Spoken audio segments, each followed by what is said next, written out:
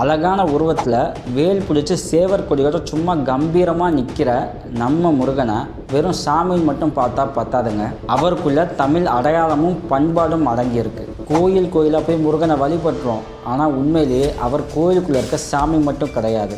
அவர் தமிழர்களின் வாழ்வோட வரலாறோட மொழியோட பிரிக்க முடியாத ஒரு அங்கம். முருகன் குறிஞ்சி நிலத்தோடு தெய்வம். தமிழில் இருக்கும் அத்தனை இலக்கணத்துக்கும் அடிப்படை, நம்முடைய அழகுக்கும் பண்பாட்டுக்கும் அடையாளம். அப்படியான முருகன் நம்மோட தலைமகனாக ஏன் இருக்கார் அப்படிங்கிறது எல்லாரும் தெரிஞ்சுக்க வேண்டிய விஷயம். சங்க காலத்திலிருந்து தமிழர்கள் கொண்டாடுற முதன்மையான கடவுள் முருகன். குறிஞ்சி நில மக்கள் வேட்டையாட போகும்போதும் சரி, வரும்போதும் சரி, இல்லை இயற்கையை வணங்கும் போதும் சரி, முதன்மையாக வணங்கின ஒரே கடவுள் முருகன் தான். இந்த அளவுக்கு உறுதியான தன்மை வேறு எந்த கடவுளுக்கும் கிடையாது. கொஞ்சம் யோசிச்சு பாருங்கள். சிலப்பதிகாரம், தொல்காப்பியம்னு நம்மோட பழமையான இலக்கணங்கள்லேயே முருகனை பற்றி அவ்வளவு புகழ்ந்து பாடியிருக்காங்க.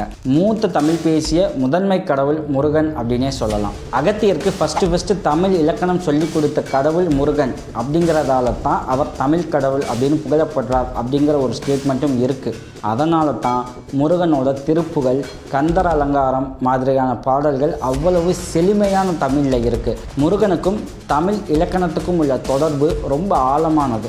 முருகனோட அடையாளங்களான சேவல், மயில், அறுபடை வீடுகள் இது எல்லாமே தமிழ்நாட்டில் மட்டும்தான் இருக்குது. அது மட்டும் இல்லாமல் காவடி எடுக்கிறது, அலகு குத்துறது அப்படிங்கிற வேண்டுதல்கள் எல்லாமே இங்கே தமிழர்கள் மட்டுமே கண்டினியூஸாக செஞ்சுக்கிட்டு இருக்காங்க. முருகன்றவர் வெறும் புராண கதைகளில் வர தெய்வம் கிடையாது.